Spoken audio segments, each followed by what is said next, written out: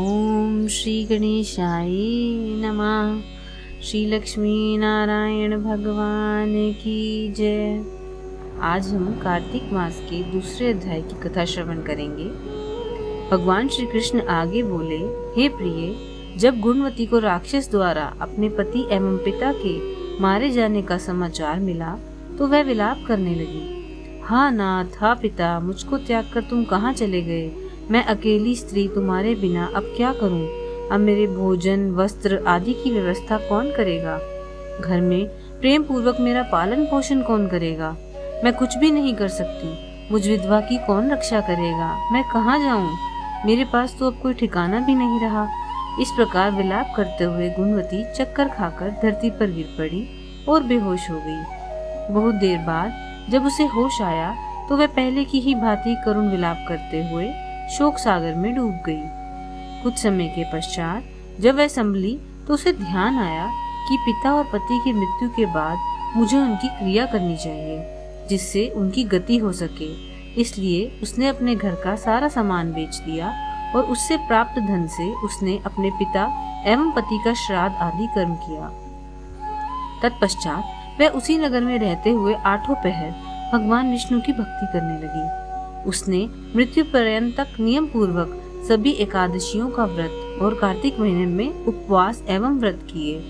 हे प्रिय, एकादशी और कार्तिक व्रत मुझे बहुत ही प्रिय हैं। इनसे मुक्ति, भक्ति, पुत्र तथा संपत्ति प्राप्त होती है। कार्तिक मास में जब तुला राशि पर सूर्य आता है तब ब्रह्म मुहूर्त में उठकर स्नान करने एवं व्रत व उपवास करने वाले मनुष्य मुझे बहुत प्रिय हैं, क्योंकि यदि उन्होंने पाप भी किए हों तो भी स्नान व व्रत के प्रभाव से उन्हें मोक्ष प्राप्त हो जाता है।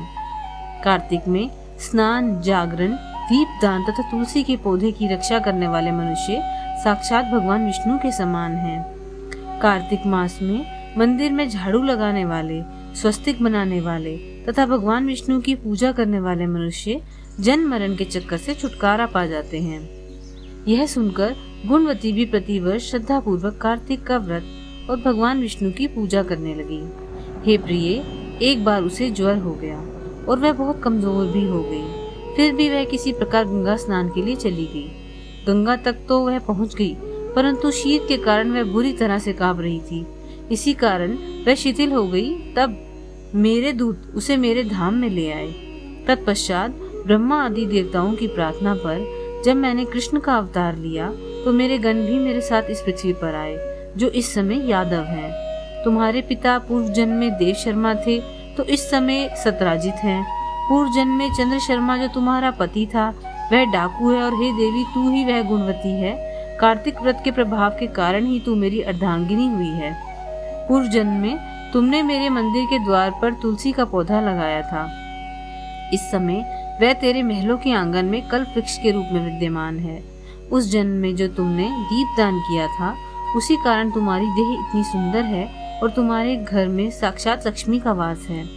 चूंकि तुमने पूर्व जन्म में अपने सभी व्रतों का फल पति स्वरूप विष्णु को अर्पित किया था, उसी के प्रभाव से इस जन्म में तुम मेरी प्रिय पत्नी हुई हो। पूर्व जन्म में तुमने नियम पूर्वक जो कार्तिक मास का व्रत किया था उसी के कारण मेरा और तुम्हारा कभी वियोग नहीं होगा। इस प्रकार कार्तिक मास में व्रत आदि करने वाले मनुष्य मुझे तुम्हारे समान प्रिय हैं। दूसरे जप, तप, यज्ञ, दान आदि करने से प्राप्त फल कार्तिक मास में किए गए व्रत के फल से बहुत थोड़ा होता है, अर्थात कार्तिक मास के व्रतों का 16वां भाग भी नहीं होता है। इस प्रकार सत्यभामा भगवान श्री कृष्ण के मुख से अपने पूर्व जन्म के पुण्य का प्रभाव सुनकर बहुत प्रसन्न हुई। बोल लक्ष्मी नारायण भगवान की जय। दूसरा अध्याय समाप्त हुआ। श्रीमन नारायण नारायण नारायण, भजमन नारायण नारायण नारायण, श्रीमन नारायण नारायण